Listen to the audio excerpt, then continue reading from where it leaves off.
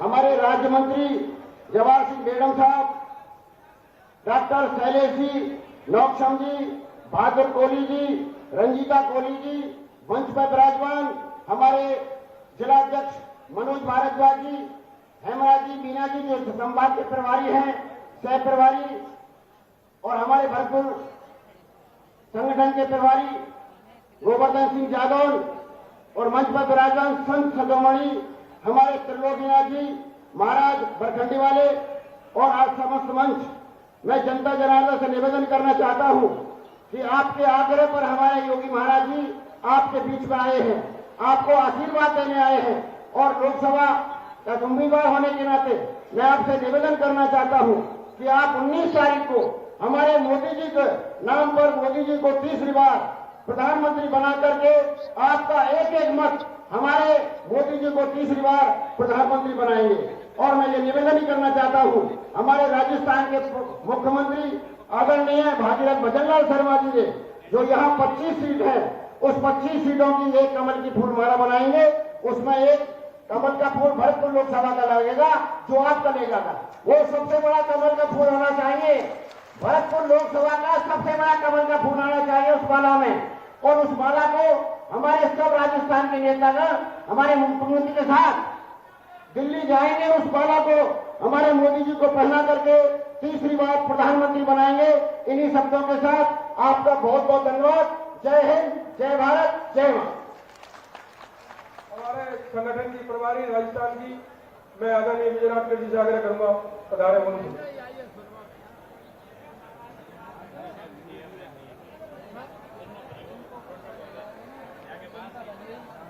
सभी को आग्रह करती हूँ कि अपनी दोनों हाथों की मुट्ठियों को बांधते हुए मेरे साथ बोलिए, भारत माता की, भारत माता की। बहुत बहुत धन्यवाद। आज की हमारी इस सभा के लिए यहाँ पर उपस्थित, जिनको सुनने के लिए हम सभी बहुत बेकरार हैं, ऐसे हमारे उत्तर प्रदेश सरकार के माननीय मुख्यमंत्री योगी आदित्यनाथ जी, मंच पर उपस्थित भारतीय जनता पार्टी के प्रत्याशी रामस्वरूप कोहली जी, जवाहर सिंह बेगम जी, सभी सम्माननीय मंच और मेरे सामने इतनी बड़ी संख्या में बैठे हुए मेरे भाइयों और मेरी बहनों, लोकसभा का चुनाव बहुत करीब आ गया है और आज ही पता चल रहा है कि राजस्थान की जनता ने तय किया है कि फिर से एक बार मोदी सरकार, अब की बार 400 पार, ये आप सभी ने तय कर लिया है। और क्यों नहीं तय करेंगे? देश के यशस्वी प्रधानमंत्री आदरणीय नरेंद्र भाई मोदी जी ने सभी की सेवा करी है, चाहे देश का गरीब हो, शोषित हो, वंचित हो, महिला हो, युवा हो, किसान हो या उद्यमी हो, उन सभी को काम देने का, उनकी सेवा करने का काम प्रधानमंत्री जी ने किया है। और उसी के साथ साथ आपने आशीर्वाद दिया तो राजस्थान में भारतीय जनता पार्टी की सरकार आदरणीय भजनलाल जी के नेतृत्व में बन गई और आज चाहे ERCP हो या यमुना जल हो, ऐसे अनेक अनेक जगह पे मुख्यमंत्री जी बहुत अच्छा काम कर रहे हैं। एक तरफ भारतीय जनता पार्टी के पास पूंजी है जो आदरणीय मोदी जी ने लोगों की सेवा करी है, अनेक अनेक यशस्वी योजनाओं का निर्माण किया है, और दूसरी तरफ कांग्रेस की पूंजी है कि राजस्थान में जो हमारे युवाओं के साथ खिलवाड़ हुई और इस खिलवाड़ के साथ पेपर लीक के अनेक प्रकरण सामने आए, महिलाओं के साथ अन्याय अत्याचार हुए और किसानों के साथ धोखाधड़ी हुई, एक भी वचन को पूरा नहीं किया, ये आज कांग्रेस की पूंजी है। और इसीलिए आज राजस्थान में कांग्रेस कभी नहीं दिख रही है, नकारात्मक राजनीति कर रही है। मेरे भाइयों और मेरी बहनों, मुझे आपको इतना ही कहना है कि पिछली 2 बार आपने 25 की 25 कमल खिलाए हैं और आदरणीय मोदी जी को आपने दे दिए हैं। इस बार भी हमें हैट्रिक करने हैं और 25 के 25 कमल हमें खिलाने हैं। तो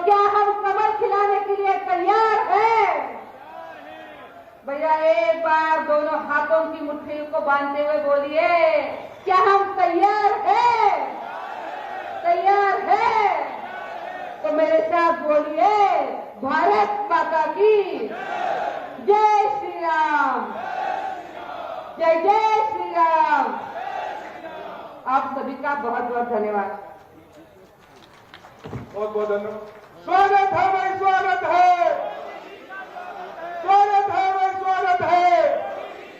अपने सम्माननीय आदरणीय योगी आदित्यनाथ जी का, उत्तर प्रदेश के मुख्यमंत्री जी का हार्दिक स्वागत करते हुए आमंत्रित करता हूं कि आप इस हमारे सभा को और इस क्षेत्र को संबोधित करें।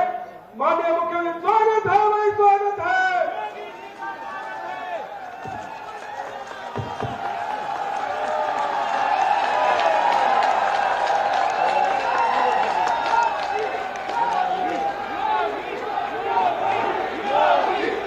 भारत माता की, भारत माता की, भारत माता की। वंदे वंदे वंदे।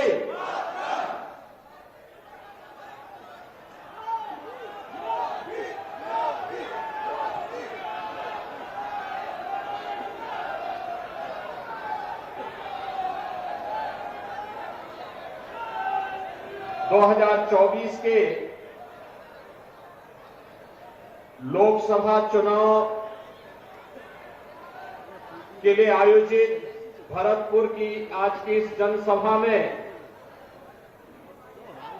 मंच पर उपस्थित भारतीय जनता पार्टी राजस्थान की प्रभारी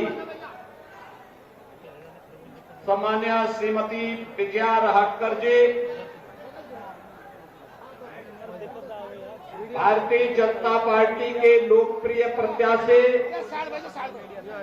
और पूर्व में 2004 से 2009 के बीच लोकप्रिय सांसद के रूप में संसद में हम एक साथ कार्य कर चुके हैं और आज फिर से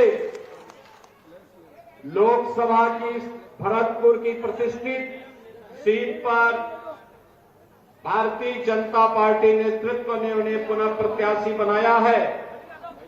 ऐसे श्री राम स्वरूप कोहली जी, वर्तमान सांसद श्रीमती रंजिता कोहली जी, राजस्थान सरकार के लोकप्रिय गृह राज्य मंत्री श्री जवाहर सिंह बेदम जी, प्रदेश मंत्री भूपेंद्र सैनी जी, संभाग प्रभारी हेमराज मीणा जी, दीनदयाल कुमावत जी, भारतीय जनता पार्टी के जिला के अध्यक्ष श्री मनोज भारद्वाज जी, डॉक्टर शैलेश सिंह जी, गोवर्धन सिंह जादौन जी, मान्य विधायकगण श्री बहादुर सिंह जी, खुशी मौसम चौधरी जी, श्रीमती रितु बनावत जी, श्री रमेश कीजी जी, महंत बलबीर दास जी, सभी पूज्य संतजन और भरतपुर के लोकसभा क्षेत्र के बेर विधानसभा क्षेत्र में उपस्थित मेरे सभी उपस्थित बहनों और भाइयों, आप सबको राम राम सा।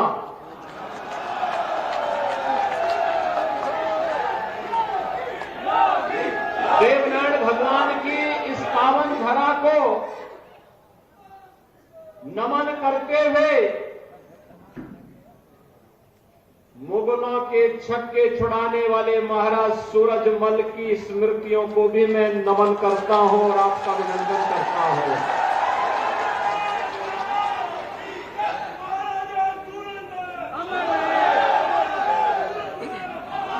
हम लोग कितनी समृद्ध विरासत के उत्तराधिकारी हैं। महाराज सूरजमल ने औरंगजेब औरंगजेब के छक्के छुड़ाते हुए उसके लाल किले में भूसा भरवाने का काम करवा दिया था। मुगल सेना उनके सामने नाक रगड़ने के लिए मजबूर हो गई थी। बहन और भाइयों, और समृद्ध और पराक्रमिक परंपरा का जो वारिस हो, वह किसी विभाजनकारी राजनीति को कभी भी प्रश्रय नहीं दे सकता, विभाजित नहीं हो सकता। और ये नए भारत का जो हम दर्शन कर रहे हैं, आप देख रहे होंगे, एक तरफ महाराजा सूरजमल की समृद्ध विरासत और दूसरी तरफ स्वतंत्र भारत में आपने देखा होगा कि पहली बार किसानों के मसीहा पूर्व प्रधानमंत्री चौधरी चरण सिंह जी को भारत रत्न देकर के प्रधानमंत्री मोदी जी ने सम्मान दिया है, भारत का सर्वोच्च नागरिक सम्मान दिया है। बहनों और भाइयों, ये जो सर्वोच्च नागरिक सम्मान है, चौधरी साहब के द्वारा किसानों के लिए, गरीबों के लिए अपने कार्यकाल के दौरान जो कार्य किया गया, उसके प्रति कृतज्ञता ज्ञापित करते हुए ये सभी कार्यक्रम आगे बढ़ाए गए हैं। हमारी पीढ़ी सौभाग्यशाली है कि हम सब आज नए भारत का दर्शन कर रहे हैं। प्रधानमंत्री मोदी जी के नेतृत्व में नया भारत आज किस कदर दुनिया की एक ताकत बन रहा है, ग्लोबल पावर के रूप में भारत की अपनी एक पहचान बन रही है, ये किसी से छुपा हुआ नहीं है। आपने 2 दिन पहले, 3 दिन पहले इंग्लैंड के एक प्रतिष्ठित समाचार पत्र की अगर उस रिपोर्ट को पढ़े होते, द गार्डियन एक प्रतिष्ठित समाचार पत्र है ब्रिटेन का, और उसमें उसने एक बात कही। उसने कहा पाकिस्तान के अंदर 20 दुर्दांत आतंकवादी मारे गए हैं, और उनका यह था कि हो सकता है ये भारत ने मारे हों, लेकिन किसी की हिम्मत नहीं जो कल तक उन आतंकवादियों को प्रश्रय देते थे, एयर स्ट्राइक के भय से अब वह कुछ भी भारत के खिलाफ बोलने की हिम्मत नहीं कर पा रहे हैं। ये नया भारत है। द गार्डियन की रिपोर्ट का और स्रोत का आधार क्या है हम नहीं जानते, लेकिन बहनों और भाइयों, ये नया भारत है, अपने नागरिकों को सुरक्षा देना भी जानता है, अपनी सीमाओं की सुरक्षा करना भी जानता है। और अगर कोई सीमा की सुरक्षा में सेंध लगाने का दुस्साहस करता है, तो केवल राजस्थान में राम राम शाही नहीं करते, आतंकवादियों और अपराधियों का राम नाम सत्य भी करने का काम करने लगते हैं। बहनों और भाइयों, ये नया भारत है। मोदी जी के नेतृत्व में दुनिया के अंदर भारत का सम्मान बढ़ा है। आज भारत का नागरिक कोई भी जाता है, दुनिया के अंदर उसका सम्मान होता है। सीमाएं सुरक्षित हैं, नक्सलवाद, उग्रवाद और आतंकवाद समाप्त हुआ है। 1952 में कांग्रेस ने एक दंश दिया था देश को, कश्मीर में धारा 370 के रूप में। यह आतंकवाद की जड़ थी। प्रधानमंत्री मोदी जी ने, गृह मंत्री अमित शाह जी ने आतंकवाद के इस दंश को सदैव के लिए उखाड़ करके समाप्त कर दिया। कश्मीर में धारा 370 समाप्त, पत्थरबाजी समाप्त। अब भारत की सीमाओं के अंदर कोई आतंकवाद को प्रश्रय नहीं दे पाएगा, नक्सलवाद को प्रश्रय नहीं दे पाएगा। नहीं तो कांग्रेस के लोग बेदम रहते थे, कुछ भी नहीं कर पाते थे, घुटने टेकते थे। एक तरफ द गार्डियन की रिपोर्ट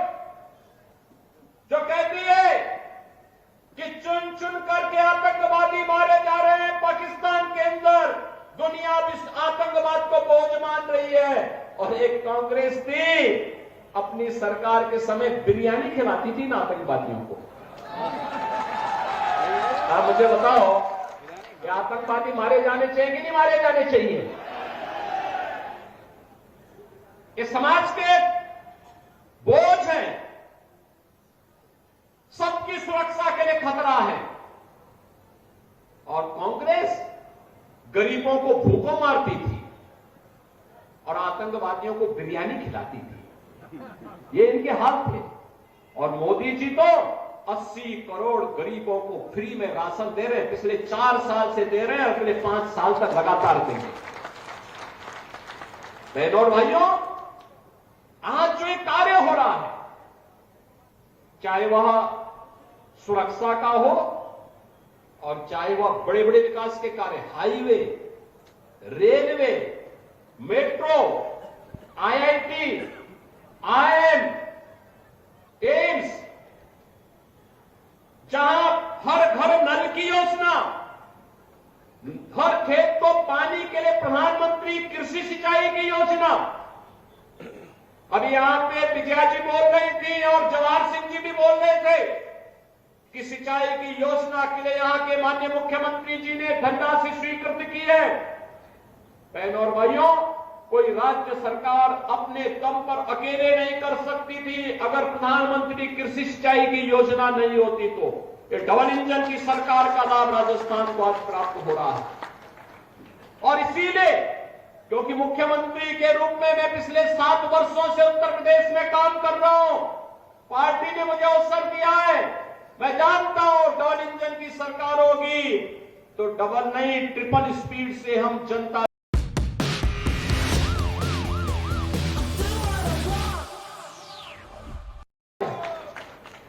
लेकिन कांग्रेस के समय न नीति थी, न नेता थे, न निर्णय ही हो पाते थे, न नियति साफ थी।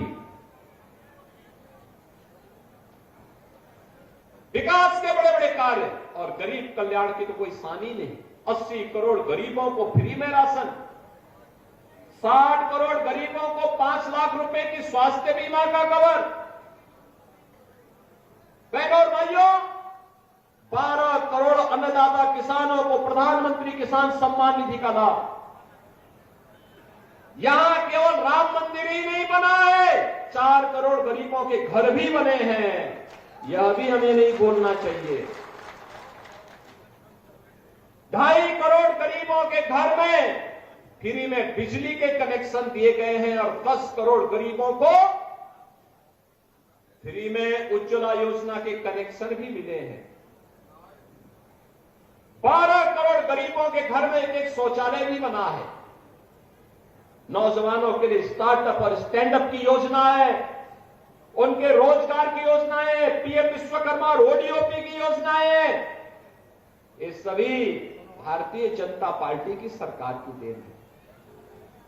और सुरक्षा भी है, समृद्धि भी है, विकास भी है, आजीविका भी है, तो आस्था का सम्मान भी है। मैं पूछना चाहता हूं, क्या अयोध्या में राम मंदिर का निर्माण एक कांग्रेस के लोग करा पाते क्या? ये तो बोलते थे राम हुए ही नहीं, ये बोलते हैं राम हुए ही नहीं।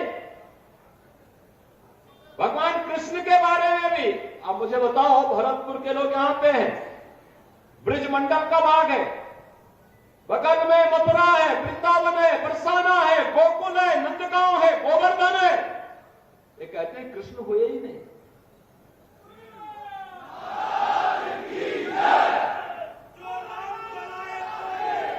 इतना बड़ा अपमान एक कांग्रेस के लोग हमारे इतिहास और हमारी विरासत पर ही प्रश्न खड़ा करने का प्रयास करते हैं।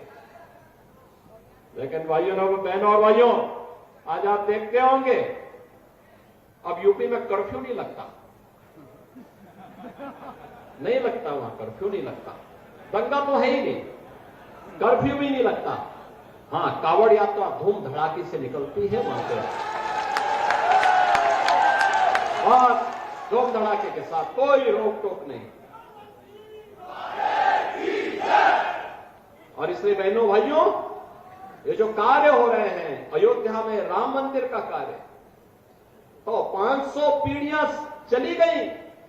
हमारी पीढ़ी कितनी सौभाग्यशाली है कि आज मोदी जी के नेतृत्व में, उनके सानिध्य में एक नए भारत का दर्शन करता रहे। जो काम हुए हैं, याद रखना, मोदी जी हमारे नेता हैं, मोदी जी को श्रेय मिलना चाहिए, लेकिन उससे ज्यादा श्रेय आपको मिलता है, क्योंकि आपके एक वोट ने इस देश की तस्वीर और तकदीर को बदला है।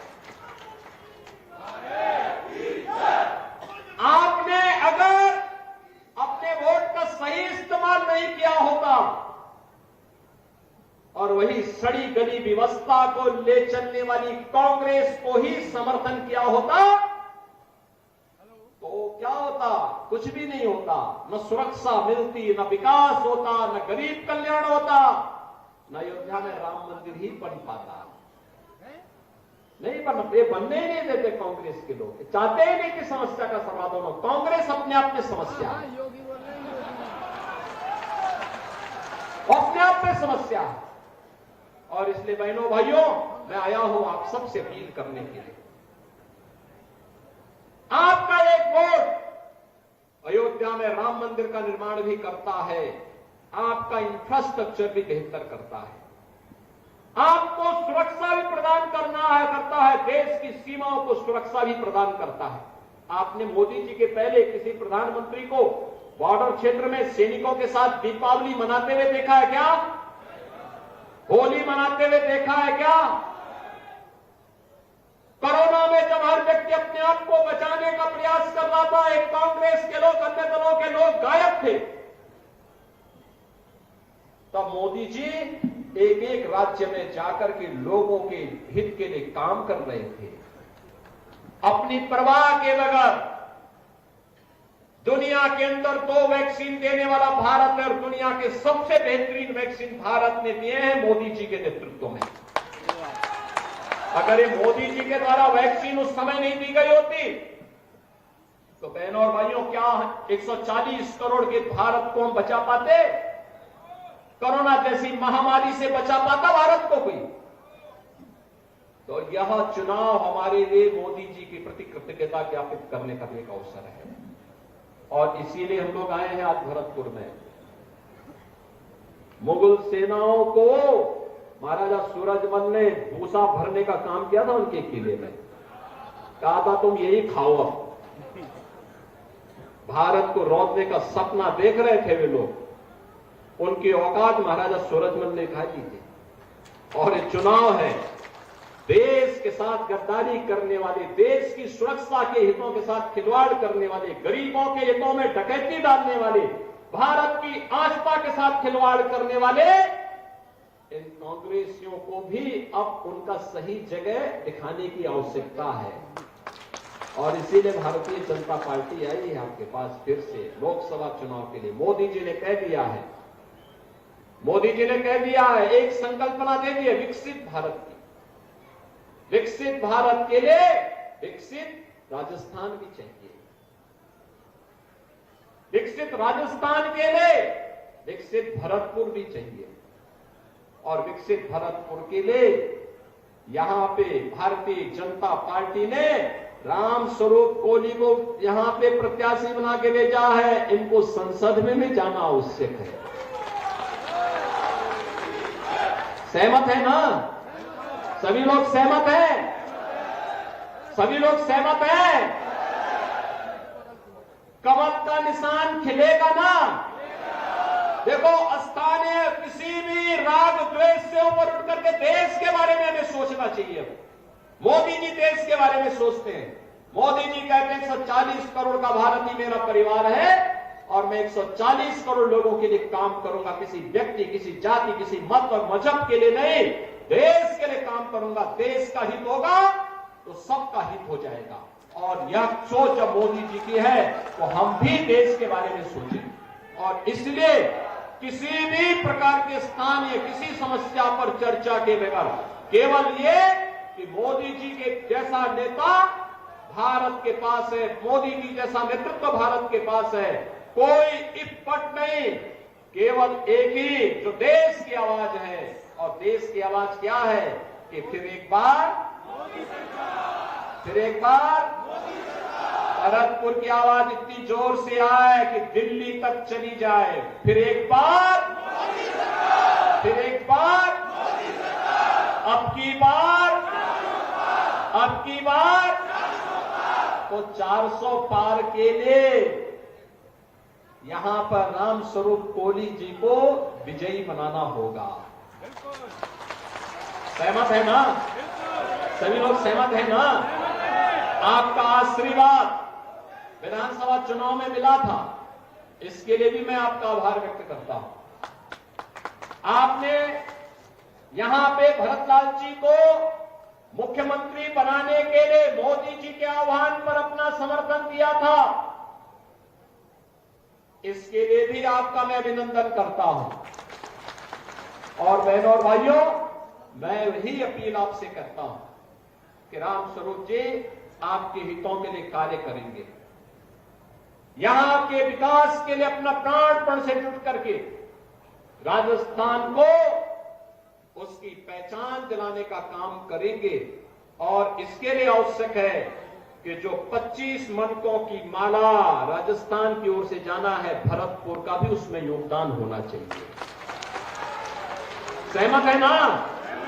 तो इसी अपील के साथ मैं आज के इस अवसर पर आप सबको अगले यानी एक दिन के बाद नवरात्रि शुरू होने जा रही है, वासंती नवरात्रि, और फिर 17 को रामनवमी है, भगवान राम का जन्मोत्सव अयोध्या में भव्य आयोजन होगा। आपको मैं जगत जननी मां भगवती दुर्गा के इस वासंती नवरात्रि की भी और रामनवमी की हृदय से बधाई देता हूं। आप सबसे अपील करता हूं कि भारतीय जनता पार्टी की कमल को खिलाने के लिए आप सभी लोग प्राणपण से जुटेंगे, इस विश्वास के साथ आप सबके प्रति मेरी शुभकामनाएं। धन्यवाद। जय हिंद। जय जय श्री राम। जय जय श्री राम।